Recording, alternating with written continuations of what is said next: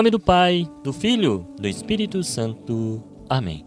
Caríssimos irmãos e irmãs, que a paz de nosso Senhor Jesus Cristo e a fé de nossa Mãe estejam conosco. Hoje a liturgia coloca diante de nós dois momentos de transição, dois envios, por assim dizer. Na primeira leitura, vemos o grande rei Davi no leito de morte, passando o bastão para seu filho Salomão. No Evangelho, vemos Jesus, o Rei dos Reis, enviando seus apóstolos para a missão.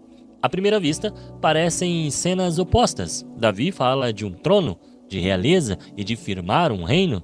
Jesus fala de sandálias, de não levar dinheiro e de depender apenas da caridade alheia.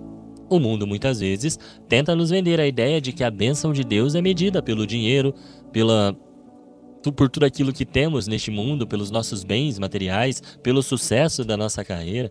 Mas a Igreja Católica, bebendo da fonte destas leituras, nos ensina hoje uma verdade muito mais profunda do que isso.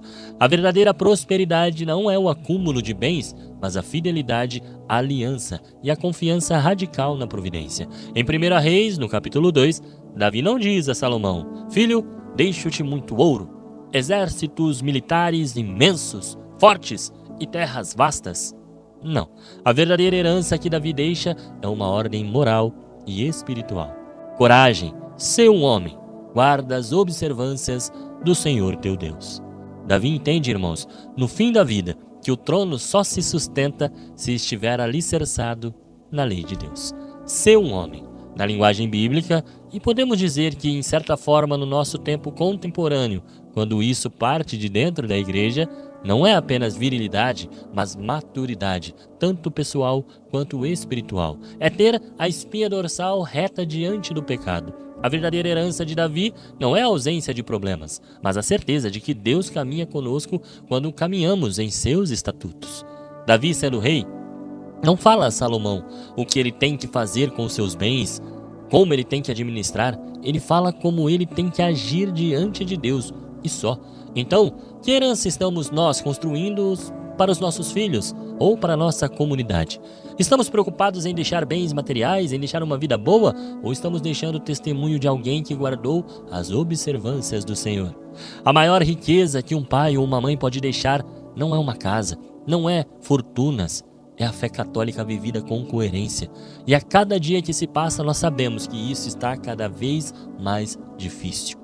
Basta olhar para a nossa volta, quantas e quantas pessoas têm usado o nome de Cristo para enriquecer, deixando uma trilha de erros que são seguidos por pessoas que já estão no erro. Tem um evangelho sendo pregado onde os bens materiais, uma vida luxuosa, regrada de dinheiro, à custa de uma certa escravidão escondida de trabalho, que não condiz com o evangelho de Cristo.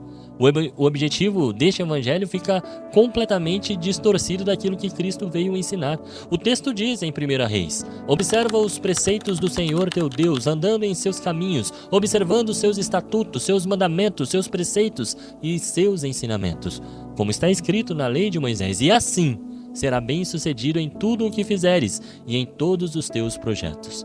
O versículo tem sido por muitas vezes usado para dizer que se você colar em Deus, observar os mandamentos, você será bem-sucedido neste mundo.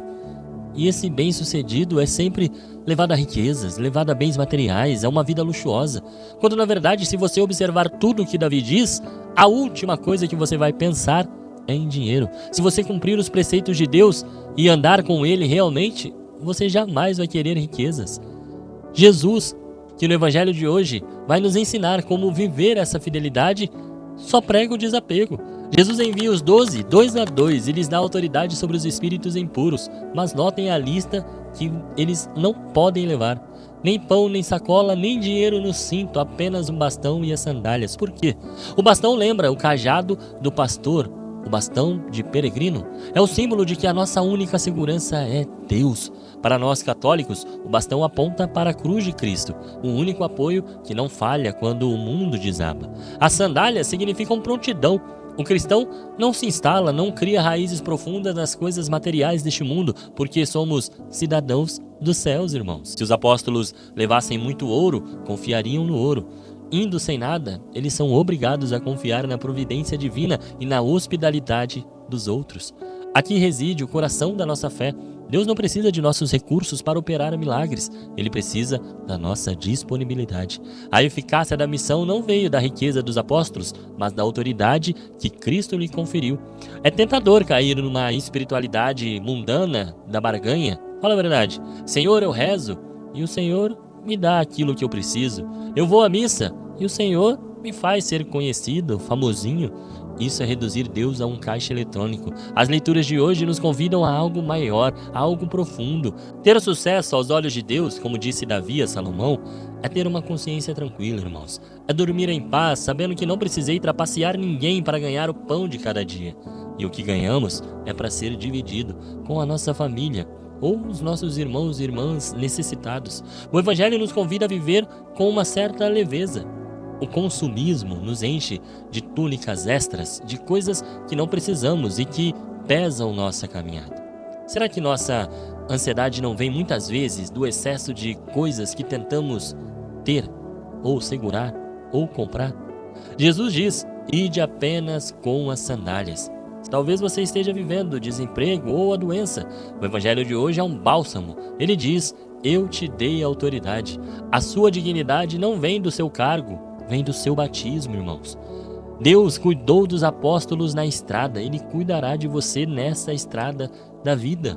A providência não significa que o dinheiro cairá do céu, mas que Deus dará a força e o caminho para que você atravesse o deserto. Que hoje possamos pedir a graça de purificar o nosso olhar, o nosso coração. Não pedimos a Deus riquezas que a traça corrói e o ladrão rouba. Pedimos a herança de Davi, a coragem de guardar os mandamentos. Pedimos a graça dos apóstolos de confiar inteiramente apenas no Senhor. Que a Virgem Maria, que nada possuiu, mas que teve tudo em seu ventre, nos ensine a ser ricos de fé e prósperos em amor.